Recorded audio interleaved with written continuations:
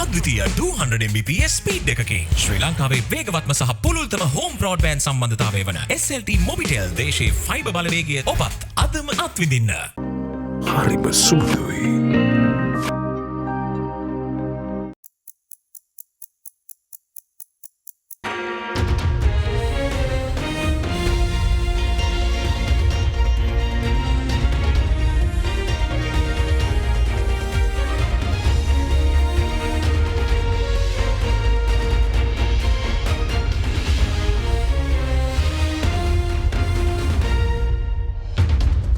Tonight on First at 9, this Sunday, the 2nd of July 2023.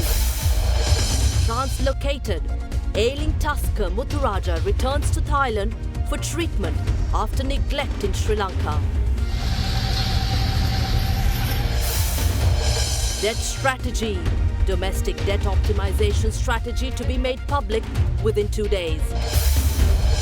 Market access, foreign investment crucial to expand industrial sector, highlights central bank governor as Sri Lanka looks to new avenues to spur sustainable growth.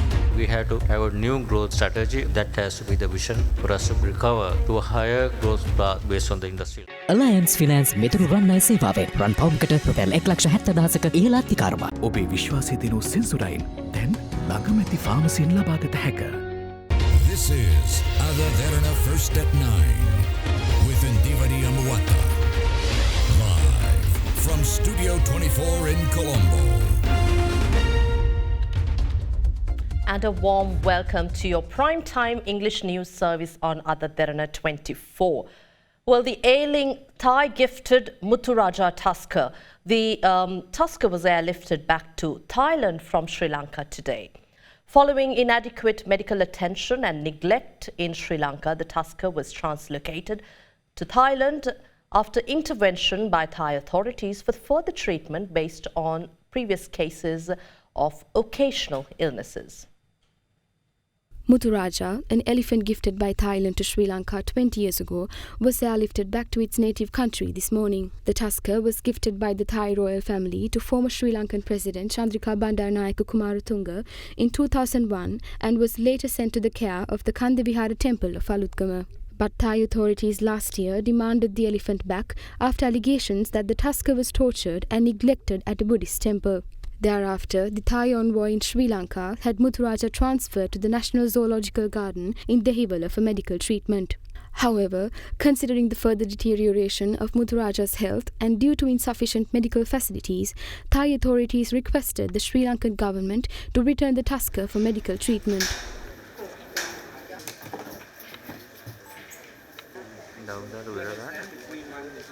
Muthuraja was repatriated to Thailand on a special flight this morning.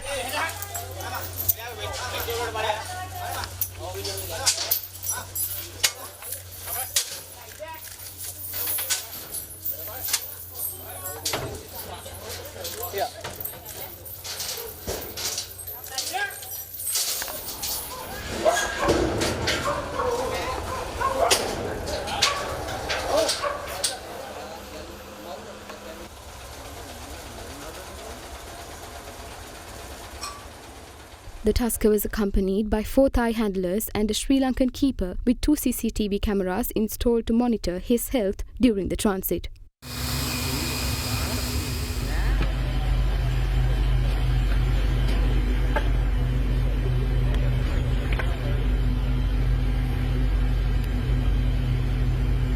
The flight carrying the Muthuraja touched the Chiang Mai airport in Bangkok this afternoon. Meanwhile, Thailand's Minister of Natural Resources and Environment thanked the Sri Lankan government for cooperating throughout Muthuraja's translocation process. During the process, I must express our sincere thanks to the government of Sri Lanka for assisting and cooperating with various agencies in Thailand. The 5 hours trip from Colombo to Chiang Mai went very smoothly. Saksari remains very healthy both mentally and physically. Now talking about the political stage and debt restructuring and optimization strategy, Independent parliamentarian Vimal Veeravansa says the debt restructuring mandate is taken to grant powers to the finance minister to take arbitrary decisions. Meanwhile, former President Maithripala Sirisena points out that there is no need to be afraid of debt restructuring. අද මොකද වෙලා තියෙන්නේ සමස්ත ජනතාවටම VAT බදු වැඩි කරලා බදු ගහලා තියෙනවා. සමස්ත වෘත්තීය ප්‍රජාවටම වෛද්‍ය ඉංජිනේරු නීතිවේදී අනිකුත් අයට වෘත්තීය බදු ගහලා බදු එකතු කරනවා. නමුත් බදු වංචනිකයින්ට කිසිම ක්‍රියාමාර්ගයක් අරගෙන නැහැ.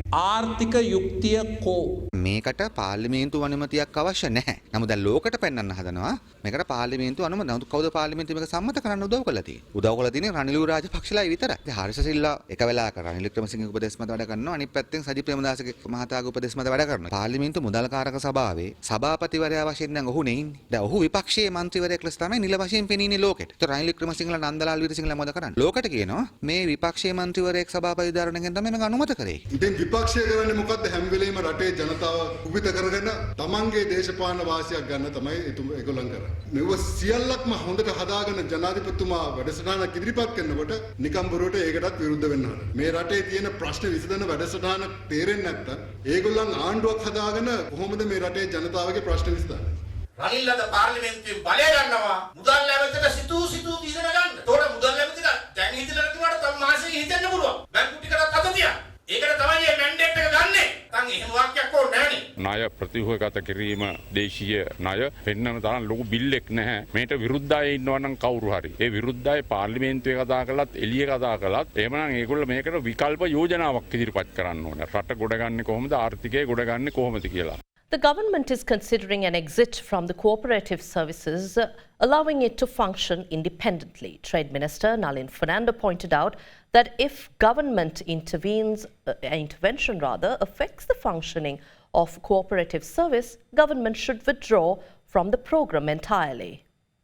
අපේ රටේ අවශ්‍ය කරන බෙහෙත් ටික ගෙන්න ගන්න බැරුව අපේ රටේ අවශ්‍ය කරන ඉන්ධන ටික විදුලිය ලබා දෙන්න බැරිව ඉන්න වෙලාවක තමයි අපි රජයක් විදියට අපි මේ වගකීම් බාරගත්තේ. ණය ප්‍රතිව්‍යුහගත කරලා විශාල ඉදිරිපීමක් සඳහා වැඩ කටයුතු කරන වෙලාවක සමූපකාරයටත් විශාල වගකීමක් පැවරෙනවා කියන එක මම මතක් කරන්න ඕන. පහුගිය අවුරුදු ගාණක් සමූපකාර ව්‍යාපාරය තුලින් අපේ රටේ සංවර්ධනයට අවශ්‍ය කරන ඒ ශක්තිය අපිට ලැබුණද අපි ලබා දුන්නද කියන එක අපි සමසමව කල්පනා කරලා බලන්න ඕන. මේ සමූපකාරයට වෙච්ච බලපෑමෙන් නැත්නම් සමූපකාර ව්‍යාපාරයේ තමන්ගේ වැඩ කටයුතු වලදී බලපෑම මම පිළිගන්නවා ඒක. අපි දැන් කල්පනා කරලා යන්නේ රජය කොහොමද සමූපකාරයෙන් අයින් වෙන්නේ කියන එක. සමූපකාරය දිහා දැක්කම සමූපකාරයේ විශාල සංවිධානාත්මක ව්‍යුහයක් තුල එයාට යැපෙන්නේ එයාට වැඩ කටයුතු කරන්න හැකියාව තියෙනවා. ඒතොර රජයක් විදියට රජය සමූපකාරයේ ව්‍යාපාර තුල මැදිහත් වීම තුලින් ඒ සමූපකාර ව්‍යාපාරයට බලපෑමක් සිදු වෙනවා නම් රජයක් එහෙම නැත්නම් ආණ්ඩුවක් ඒ තුල ඉදීමේ තීරුමක් නැහැ කියන එක අපි සියලු දෙනා පිළිගන්නවා. Now, Central Bank Governor Dr. Nandalal Veerasinghe is of the view that Sri Lanka must adopt new industrial strategies to direct the country's industries towards a growth path. The governor further said that Sri Lanka's industrial sector must focus on export-oriented services growth, adding that the country's entrepreneurs should gain access to global markets. He further pointed out that it is imperative to revisit the National Industrial Development Strategy in line with dynamics in international markets. A strong industrial sector in any country plays a vital role in strengthening the national economy while creating employment opportunities. Despite the numerous efforts to develop the industrial sector of the economy, the sector continued to record modest average growth of 2% during the period from 2012 to 2021. We had to change our model, have a new growth strategy or new industrial strategy. That has to be the vision for us to come back to, recover to a higher growth path based on the industrial sector contribution. I think that's what Minister was talking about, the national industrial policy that has been drafted, and we are waiting to see the implementation of national industrial policy with a new vision. We need to transform, like other countries, initial phase of the low value added and into a high technological developed industrial sector. That is the change that we are now talking about. It is imperative to revisit the national industrial development strategy in line with the dynamics in international markets while addressing structural bottlenecks. The robust industrial sector with a significant contribution to the country's national economy should always facilitate export-oriented growth in the base of their industrial sector. This is an important transition that we need to happen. The industrial sector should be export-oriented. We need to transform our sector to be globally competitive. It's important focusing on export-oriented industrialization. By widening the export destinations and diversifying the export baskets can be initiated with proper policy adjustments and structural changes. We need to support industries that are going to have some impact and help these entrepreneurs to transform their industries into more export-oriented and help them in the transition period, help them to access markets, help them to give technology, innovation, as well as access global market. That is where I think one of the important roles Industrial Development Board and the Ministry can play. And also, accordingly, adopting the strategy to obtain foreign direct investment. Without that gap filling by foreign investment, I think it's difficult for us to expand our industrial base. This is why the foreign direct investment from advanced nations to set up manufacturing plants within the country while establishing a higher technological base along with high skilled labor also can contribute to successful journey of achieving export-oriented industrialization in the medium term. Now, the Ministry of Finance states that the domestic debt optimization strategy will be made public within the next 2 days. According to Treasury Secretary Mahinda Siriwardana, the relevant program will be publicised tomorrow or on Tuesday. Further, the program is also scheduled to be submitted to the other parties, including the Employees Provident Fund. In Parliament yesterday, the resolution on domestic debt optimization was passed with amendments with a majority of 60 votes. 122 parliamentarians voted in favour and 62 voted against. Accordingly, the Secretary-General of Parliament had informed the Secretary to the Ministry of Finance in writing that the domestic debt optimization strategy was passed in Parliament.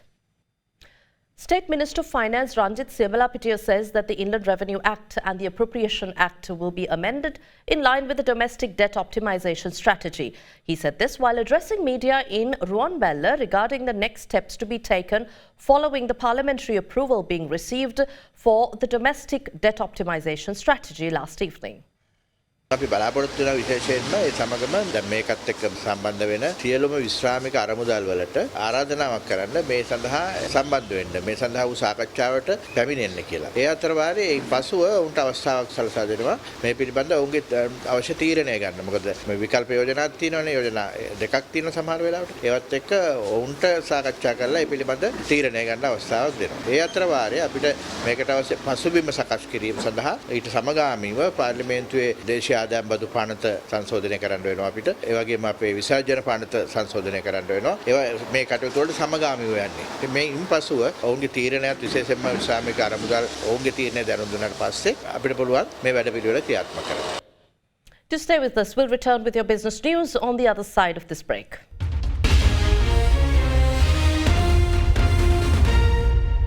ගොඩමඩ පෙරලි කරන බලපුළුවන් කාරයා මහින්ද්‍රා යුවෝ ටීමෝ වෙතින්. වැඩම ගොඩයි ගොඩම තමයි ස්වරාජ් tractor ටීමෝ වෙතින්. අපේ ගෙදරත් ආපිකෝ mattress තමයි. මාදිලි රසකින් යුත් මෙට්ටලුවේ ප්‍රමුඛයා ආපිකෝ mattress සැපනින්දට සැප මෙට්ට.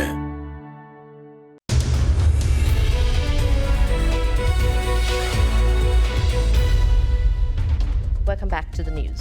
Domestic liquefied petroleum gas supplier Gas Lanka will once again revise prices of its domestic LP gas cylinders on Tuesday. When inquired by AdaDerana, a spokesperson of the company stated that there will be a reduction in the prices of LP gas cylinders. Accordingly, this will be the 4th consecutive price reduction by the LP gas provider. During the previous price revision, a 12.5 kilogram cylinder was reduced by 452 rupees to 3,186, while the 5 kilogram cylinder was reduced by 181 rupees to 1,281, and the 2.3 kilogram cylinder was reduced by 83 rupees to 598. Lafs Gas Company also announced recently that there may be a price revision in the future, but no official announcement has been made in this regard so far. Also in business news, the Civil Aviation Authority of Israel confirms that a memorandum of understanding will be signed by the relevant authorities of Israel and Sri Lanka to commence direct air services between Israel's Tel Aviv and Sri Lanka's Bandaranaike International Airport in Katunayake. During a discussion in this regard, Minister of Ports, Shipping and Aviation, Nimal Siripal de Silva, said the new air service will provide convenience to Israeli tourists to Sri Lanka. A special discussion regarding the commencement of direct passenger flights from Tel Aviv in Israel to Katunayake was held recently between civil aviation authorities of the two countries at the Ministry of Ports, Shipping and Aviation under the patronage of Subject Minister Nimal Siripal de Silva. The meeting focused on resolving existing issues pertaining to the commencement of the new air service. According to Israeli representatives, Akia Israeli Airlines flights are scheduled to arrive in Sri Lanka by October. Sri Lanka's aviation minister Nimal Siripal de Silva said, with the opportunity to operate direct flights between the two countries, Israeli tourists are expected in Sri Lanka in large numbers. Taking you to some international business news, Israel has approved the purchase of a third squadron of F-35 stealth fighter jets in a deal worth $3 billion. The Israeli Defense Ministry said today that the additional 25 aircraft will bring the number of F-35s in Israel's Air Force to 75. Reuters reported the deal is to be finalized through the defense aid package Israel receives from the United States. Israel was the first country outside the United States to acquire F-35. In May 2018, its Air Force chief said the Israeli Air Force was the first to use the plane in combat. The F-35 is also known as the Joint Strike Fighter and in Israel by its Hebrew name Adir, which means mighty. Now, the company Shell is still trading Russian gas more than a year after pledging to withdraw from the Russian energy market. International media reports show that the company was involved in nearly an eighth of Russia's shipborne gas exports in year 2022.